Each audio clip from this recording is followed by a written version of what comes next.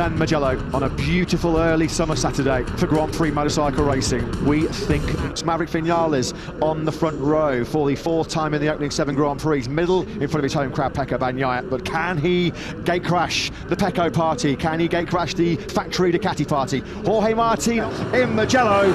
It's going to be lights out, and we are racing in the sprint here in the Grand Prix of Italy. Pecco Bagnaia has absolutely nailed the start. Jorge Martin just Bastianini aggressive on the brakes, also into turn 1. Dream start for the factory Ducatis. Martin back in third. And Brad Binder already up to 4th. I saw a KTM rocketing through the pack. It was clearly Binder. Pedro Acosta got a very good start, but was early. He's back behind Maverick Vinales, who's also gone backwards on this opening lap. Yeah, Vinales has lost 3 P6 already, not the start the brilliant man was looking for. Now Snover and Savelli for the first time. That was an awesome start, wasn't it, by Bagnaia? He judged it to absolute perfection. So did Bastianini here. Martin on the inside, that's brilliant. On the inside through Arrabbiata 1. They third gear at about 170 kilometres an hour. Bastianini does. Well, Bastianini might be about to lose his job to Martin next season, but he's certainly helping Bagnaia at the moment. Marc Marquez up the inside of Brad Binder, who's straight back through into 4th. It was an incredible first corner as he leads Marc Marquez in that battle for 4th. Into Corantaio, turn 13 for the first time in front of the Ducati fans as Acosta picks up Vinales through the 3rd to 7th already. Big place. Martin has found a way through that on and air. Bastianini, we didn't see that move coming from the Spanish rider. We're on board now with Marquez as they click into top limits an hour. Marquez then finds himself back up into 4th place. That's where he started this sprint, getting a bit squirrely on the brakes there. Squirrely on the through into 2nd place. Over the line, he was nearly half. Yeah, he needs to try and get on with it quickly and allow Bagnaia the road. Bagnaia, of course, not a sprint specialist, the sprint specialist. Martin has already taken a 10th back so far on the first section of this current lap as he closes up behind Jorge Martin, who's continuing to take the yellow flags of command there because 2 riders down. Quattararo and Oliveira both in the gravel track. This is the top of the tangle, and Fabio Quattararo slowly and rather gingerly to his feet there. Let's hope that the factory Yamaha star is going to be okay. Ferrer and Quattararo, early casualties in this sprint here in Mugello. There's no way through at the moment as Petrucci, turn 15, now than Acosta. Gas is this year. It's one of the fastest motorcycles in Grand Prix history. Over the line we go. We're on board with Acosta trying to pick up the slipstream now. Back through on Martin, coming from a long way back there as well as Martin. There's contact there. Now that will be looked at. Yeah. The FIA MotoGP stewards, Quattararo incident to look at. Major moment, big talking point because the World Championship leader involved in an incident here with Bastianini on the exit of San Donato. It might not be just Pecco Bagnaia carrying a penalty into tomorrow's race. Martin had to go for the gap, but he runs into the side of Enea Bastianini there, who's trying to go back from that. Biondetti 1 and 2. He always brings us Oyanli under investigation. Acosta though working his way forward into this podium battle. That's the 4th place rather, ahead of Binder. How good was Pedro Acosta there? He teed that one up a couple of corners prior. Back at Pedro Acosta though, but he can't outbrake him into San Donato. This top 3 is closing up a treat here. He's lead down to 3/10 of a second, and Marc Marquez is right behind Martin in 3rd. Martin would have felt the nudge. Road contact also at the start of the sprint. Bagnaia, he's nearly 7/10 of a second clear of Martin. He's taken 3/10. He's doubled his lead. This is the biggest advantage that Bagnaia's had. Yeah, this is about San Martin. He's about to be over Marquez into San Donato. Marquez has got the outside line. Be a brave rider to turn in on Martin from there. And Martin holds that inside line and hangs, working out a treat for Pecco Bagnaia. Marc Marquez can see the world champion pulling clear. It's a 7/10 lead, which Marc Marquez wants to jump across. So he's trying to make this crucial break here. An advantage of just under 6.5 of 11.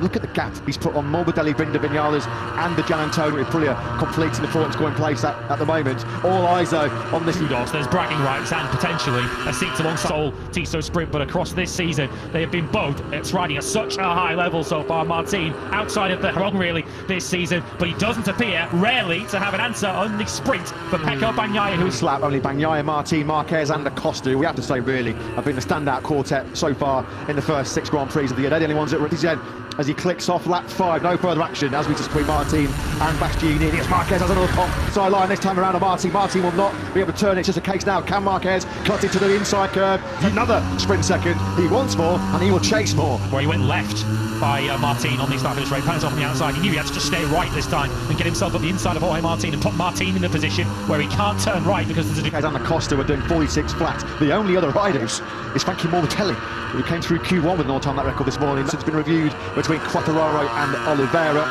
So the FIA no rider deserving of a sanction on that particular incident. I will be thinking he should have already won 2 Tissot sprints this season. He was leading at Portimao when he went off the road to that to go, and of course it was Lerner when he made that crucial mistake. Across the line, Marc Marquez did a 146 flat. He only lost a couple of tenths to Bagnaia. He pulled back the time he lost halfway around that lap, but closed back in again when the lap completed with 5 laps of this sprint to go. And Binder is getting no closer, and there are a queue of riders looking to pile on further pain after a brilliant start for Binder. Change out of Bagnaia whatsoever now. He's an exclusive club of 1 in the 1. He's on board the Oliveira Quattararo incident on the inside. inside of Oliveira. They rub there, don't they? Yeah. Oliveira was going to wash the front out, and just on the outside, nothing he could do. Wrong place, wrong time. As they go body surfing there, Oliveira and Quartararo, of course, they've got history. They tangled early on in the Spanish Grand Prix last year. Let's hope both of them are going to be okay, because that was a nasty one, wasn't it? So South African, look how good, though, just too good for Vinales. Yellow flags out in the first sector. No, it has to be somebody. Martin, yellow flags in the first sector. We were looking at the group fighting for one of the key riders in Martin, who was struggling to go with the pace of Marquez, ahead of him into San Donato. Martin goes. He's had the instant there with Bastianini right at the start. Martin blows it.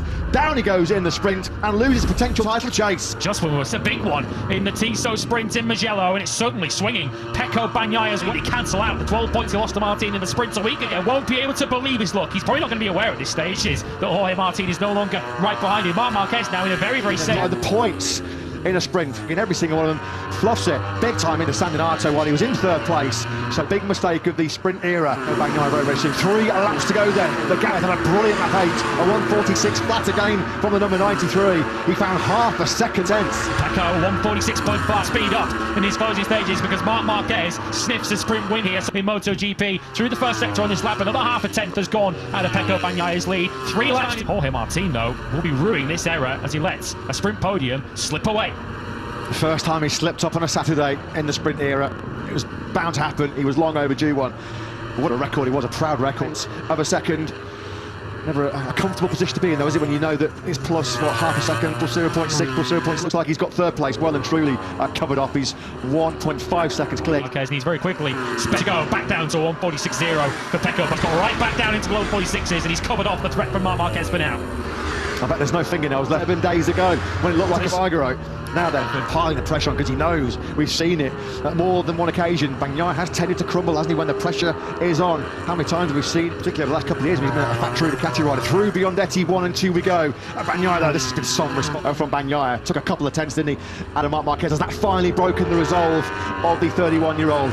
Bagnaia powers the factory Ducati at the start of this final lap. 5.2 kilometres remain here in this. The lead is just over Ross on the last lap, just as he did in Catalonia 7 days ago. Pecco Bagnaia, having seen that lead trimmed to under a second to Marc Marquez, he's responded brilliantly. Brad Binato, as he's grimly trying to hold on to a top 6, which will be quite started. But this really now, in the final 3/4 of a lap, is a race between Pecco Bagnaia and the demons in his own head. After those errors in the sprint, already it is. If he can put a trouble-free 11th lap together, a Tissot will be his. Yeah, burying the... After this result, part 1 of the home being completed for the world champ. And he does safely negotiate a tricky final lap with Marc Marquez pressurising towards the Italian Grand Prix. Della once again, your sprint winner here. He makes the checker finally 1.5 seconds clear. Takes his 5th, 6th Grand Prix.